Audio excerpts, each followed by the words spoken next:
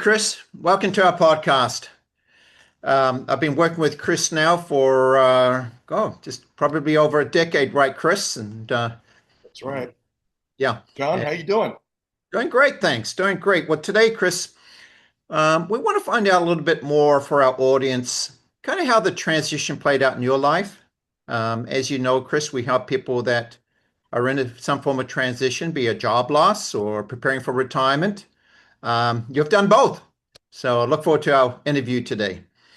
So let's go back, Chris, to when we first met. You were employed, if I remember, with Pfizer. Share a little bit about that background, if you don't mind. Yeah, no problem.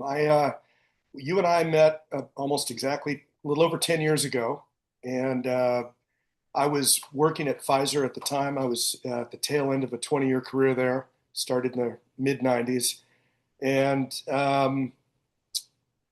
I was transitioning away from Pfizer. So I had some internal opportunities, but I chose to leave um, Pfizer. I wanted just a different career trajectory than what I was doing at Pfizer, for lack of a better word. Sure. And what was that, Chris? What were you doing there specifically? I was a specialty sales rep for 20 years. So I worked in everything from antibiotics to calling on infectious disease doctors to psychiatric, Hmm. psychiatrist for 10 years. And then neurologist is how I kind of finished my career. I called a neurologist. We had products for epilepsy and migraines, and the main product was an injectable product um, for having a senior moment here. Yeah, but for all intents and purposes, MS, multiple sclerosis. and with that, Chris, at 20 years, that's a career. I mean, this day and age, that is a career in itself. So, talk to us a little bit about what was going on in your life at that point, where after 20 years, was this a situation where the company approached you and said, Chris, we need to move people around and you're impacted by that, or this was a self decision? No, it was both. So initially, it started out as the division that I worked for, which was a very small kind of carve out, and it had this product called Rebif, which was the MS product that I was blanking on. But this product contract with a company called Serono had expired, Okay. and the product that we had thought we were going to replace it with, which was going to be the first Alzheimer product, Mhm. which now we have several of them, didn't really pan out. So in the world of pharmaceuticals, that means that you have to do something differently. So we were being dissolved, but we started dissolving in October, and I was basically worked through the end of the year, in that job. Okay. But I had the opportunity to start figuring out what I wanted to do internally first. I see. And after a lot of reflection, and I did do some interviewing too, um, I decided I didn't want to stay at Pfizer anymore. 20 years was enough there, and I wanted a new adventure. And I met you in that whole process, and you were really helpful in helping me understand the complexities of leaving. I'd always been, as you mentioned, with one company for 20 years, so I didn't really know what else was out there. And I think Mm. between the rest of the transition team, and specifically you, I was able to understand that I was in a really good position. So, Financially, yeah. so Chris and I met for the audience. We met at an outplacement firm up there in Northern California. Where Chris resides, and in that outplacement service, Chris was given a package to get resume writing, learn interview skills, and I was doing financial workshops as I do today. So that's where Chris and I embraced each other. So, Chris, what were some of those financial decisions that you needed to make at that point where you felt maybe were overwhelming, or you just needed a different opinion or some guidance?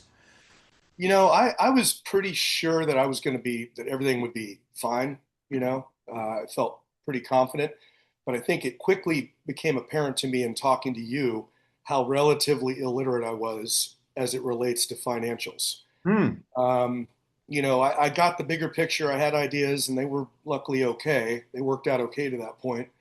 Um, but I realized I really needed somebody who had a better grasp of what was going on. And you were very helpful in helping me understand that, with the severance I was going to get, which was very generous, and just everything else, how much it made sense to go ahead and look at a different type of career, which, I was really kind of tired of doing what I was doing.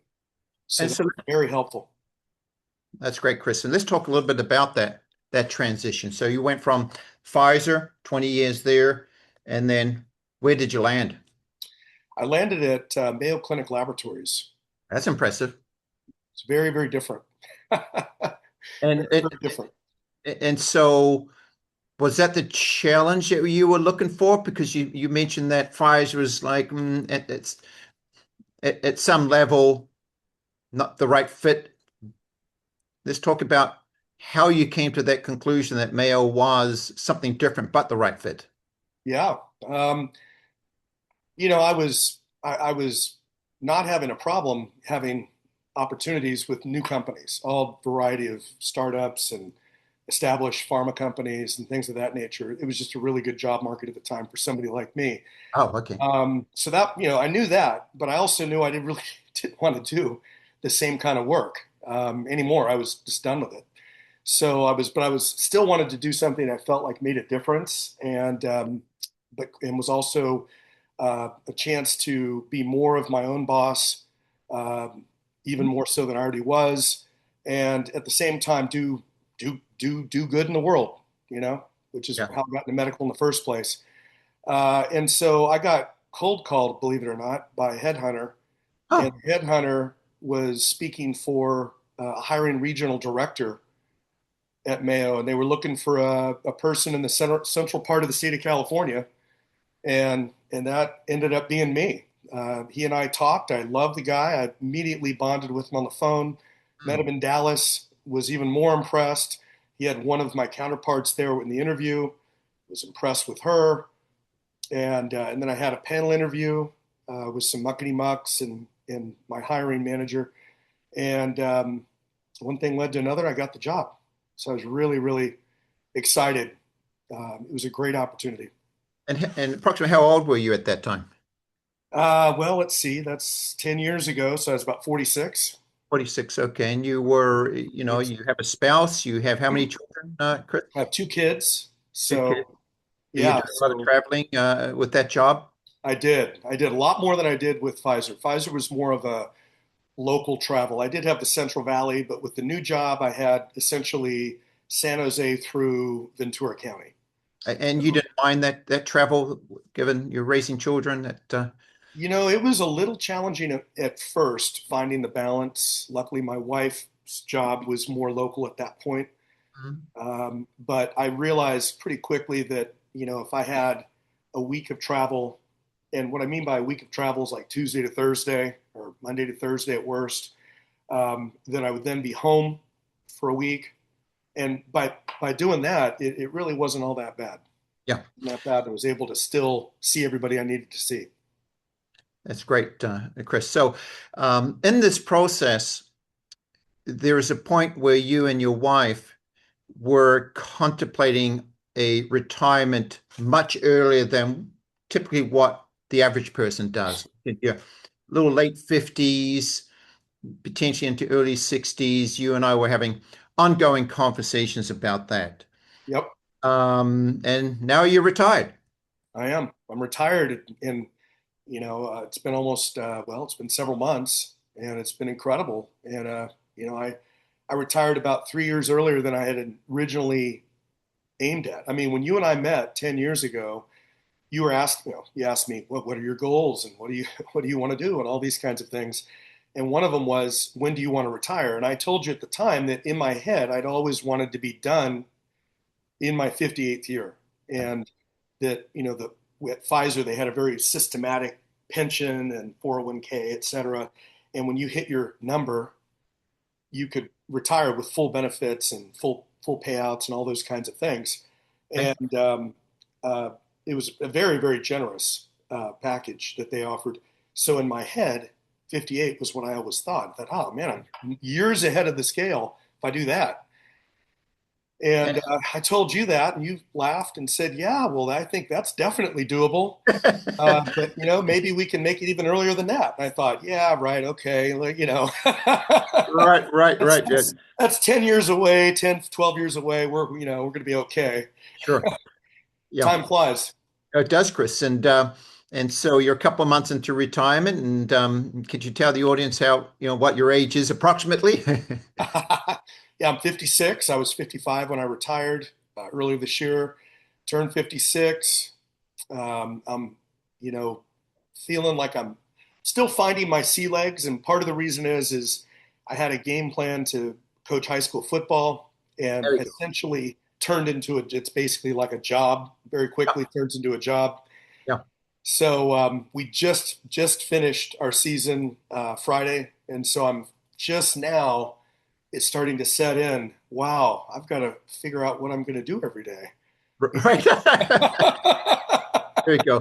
And so at what point did you really feel that retirement was something that could be accomplished?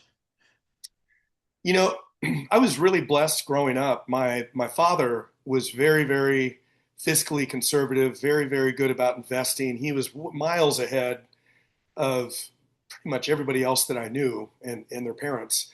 And so I grew up knowing that if I was frugal and if I put money away and used all of the different tax benefits and things of that nature they're out there, Mhm.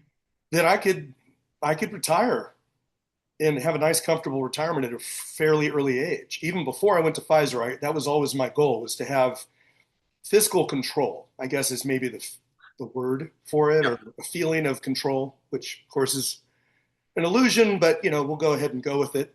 Um, and so I felt even prior to meeting you that I was going to be okay. Everything was going to be fine. I was in good shape. I was hitting my numbers with my 401k at the time and the pension. And so I felt like, okay, things are going to be okay. Just got to find a new adventure to do, for the next 10 or 12 or 14 years. And luckily, the Mayo thing happened. I met you, and you reassured me that I wasn't delusional, which I really appreciated. And, that I wasn't far off the mark. And that I remember the phrase that popped into my mind. You were, you're a great guy, and you were very kind and praiseworthy. And one of the things you said is you did a great job. You're a very, very good saver, Chris. Investor, mm, that's where I can help you.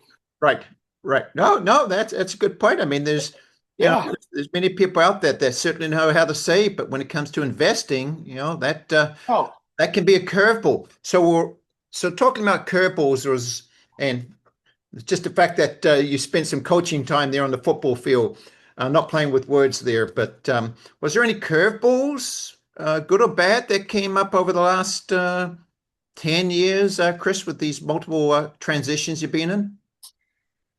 uh, you know, um, not appreciable. I mean, yes, there were and there are. Um, I think that most of them, though, have been turned into small bumps.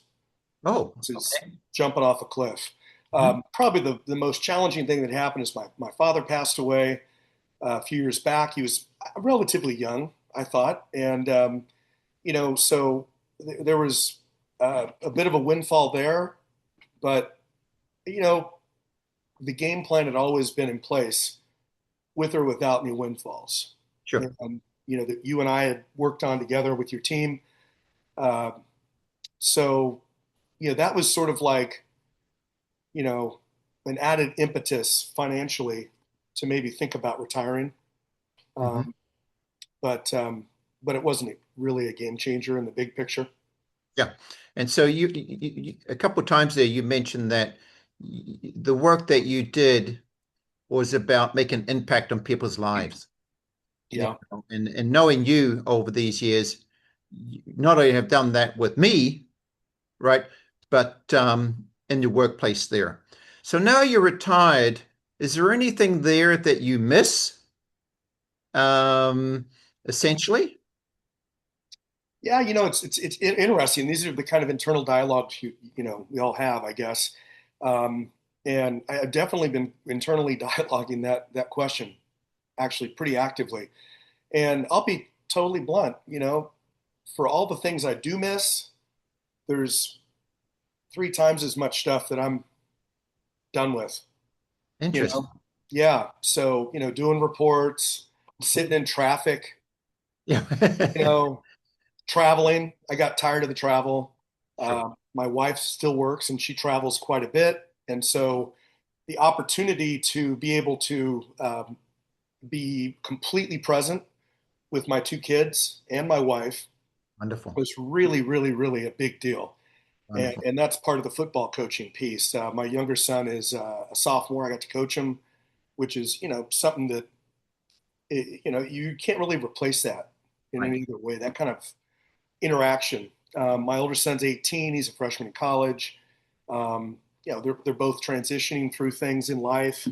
And to be able to be present is a huge gift. So, Yeah. And so ultimately, the discussions that you and I are having, that was really the major staple, if you would, in making that happen. Right. That was your mission. You and your wife had decided that she'll continue to work for a period of time. You'll yep. be home with the kids. At that point, I don't believe coaching was on the radar. And as soon as the word got out there that you're retiring, hey, this is somebody that we're going to be using here. Yeah. Yeah. I had coached, for years, other sports, and I had coached uh, middle school age kids. Okay. My son, seventh, eighth grade. So I had some coaching in the background. And the coaching is obviously, it's not the same as, kind of stuff I did at Mayo in the sense of that was highly technical neuroimmunology testing, talking to neurologists all day, going to UCSF and Stanford for meetings, working on contracts with labs, the breadth and the scope. Some of that stuff I do miss. I do miss the intellectual challenge of keeping up with all the new testing and being able to elucidate that clearly to my neurologist and my laboratorians, that Okay. were my clients. Um, but it's funny. There's a lot more intellectual effort involved than I would have remembered from when I played football in college and in high school. Now, because modern football game is so different that Hmm. I was really behind the times. I What had to example would immerse that be? I myself. mean, give us an example of Yeah, what that was and what you did to challenge yourself to learn that. yeah, yeah. I knew going in that I was relative. I'm not illiterate with football. Obviously, I know how to play football. I played football at UC Davis. Okay. Um, I played football for 16 years, so I know how to play football. But the terminology has changed immensely. For one thing, I make fun of it. Oh yeah, we've got to come up with new words. Boundary instead of sideline and things like that. Short Okay. side of the field versus boundary. But I had to everything from kind of like learning the new terms because that's what everybody used to understanding some of the defensive concepts of specific to the high school. So we Hmm. run a 4-4 defense. I ran a 4-4 defense when I was at Davis. I played linebacker one year there, but it's a completely different version. All of the reads are different, um, along with the terminology. And so if you're going to coach linebackers, which I did, then you've got to know what the reads are for the variety of different offenses that you see. And Yeah. offenses now are even in high school way more complicated than they were when I played. Yeah. And the um this coaching has led you to the hello, can you hear me, Chris?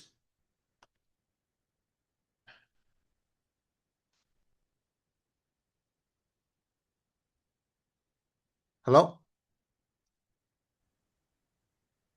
Hello, are you there? Yeah, could you hear any of that? I might have said a adult phrase. Uh, no, Lost you. no, we're edited anyway. That's okay. So, Okay. so with this coaching, with learning this new or Yeah. way of interfacing with the game, Yeah. what would you say, Chris? Now you're in retirement, and you look back on the years that you work with, my firm and conversations had you with your wife about your retirement prior to her retirement. What would you say to our audience that are contemplating any form of transition? Why working with John Stokes Financial is beneficial? Well, I think that in a fairly complicated world that is finance, you guys do a great job of delivering clear, concise information that we need to know. Yeah. And I know for a fact that you guys have my best interest at heart, and the way that you have your own system built, it's built in the sense that you're incentivized for me to do well, and therefore we're all pulling the oars in the same direction. I know it's not always like that out there in the world of finance. Mm. I've heard bad things, but with you, your word is your bond. And the last 10 years, it's never even entered my mind that there were any challenges like that. Mhm. uh, you're incredibly trustworthy, and the bottom line is I'm trusting you with pretty much my life, and that's a big deal. That's a big deal for me. It is. Yeah. Yeah, I'm yeah. a And finance guy that sits down at the desk all day, and you're running out there coaching kids. Wouldn't like to get on your bad side there, Chris. oh gosh, I don't think that's going to be a concern. No, I think that these are things I think that do go through people's heads who haven't worked with a financial planner or a financial professional, maybe is a better word for it. Um, but because you hear about these things, but you guys are amazing, and you're clear, you're concise, you're easy to get a hold of. We have had, you mentioned earlier, oh, have you had some challenges? Well, I mean, a couple of years after I left Pfizer, my wife left Merck after 20 years, and we did the exact same thing, rollovers, and you rolled her finances and got it all together. And Mhm. there've been other things like that. I called them kind of bumps on the road versus cliffs, because you guys made it so smooth and easy. Yeah. You No, know? that's a good point. Yeah, no, I mean, Tanya did go through those transitions, Yeah, and she joined. She went from a major corporation to more or less a startup company exactly. with those challenges. I'm sure if she was here today, she would say that came with to a certain degree, a big sacrifice. Yeah, yeah, for sure. And they, as you more than well know, use RSUs. We didn't even, I knew what an RSU was, and I'd gotten a few earlier in my career, but you guys have really been incredible with helping us navigate those. And you helped us find a gentleman to help us refinance our house right before the meltdown, Right. so that we're locked in at like, I don't know, 2 1/8 or 2 1/4 maybe, Yeah. which is crazy. I mean, that's historically nuts to be that low, but here we are. And it's because of you guys that we needed a tax person. You give us a tax person. They end up being great. Everybody you've ever referenced or helped us meet has been phenomenal, like you guys. And Well, appreciate that, Chris. We do yeah, rely on the team. This is yeah, a team approach. totally. And okay, in closing, Chris, would you recommend people that are in the form of transition to reach out to us at John Stokes Financial and at least have a conversation about their situation? Absolutely. Yes, for sure. I feel like, you're not doing yourself a good service, particularly particularly like you're saying, a transition time, whatever it might be, if you're not having a professional like yourself help you analyze what's going on with your finances as you hit that transition, because that could be the difference between going off a cliff and it being a little road bump. And I absolutely, John, you guys have been phenomenal for Well, me at thank you, the time Chris. in my family. Yeah. Yeah, that's a pleasure. It's a pleasure working with you. And thank you very much for having this podcast with us today. Thanks for having me, John. It's a privilege. Thank you. Thank you.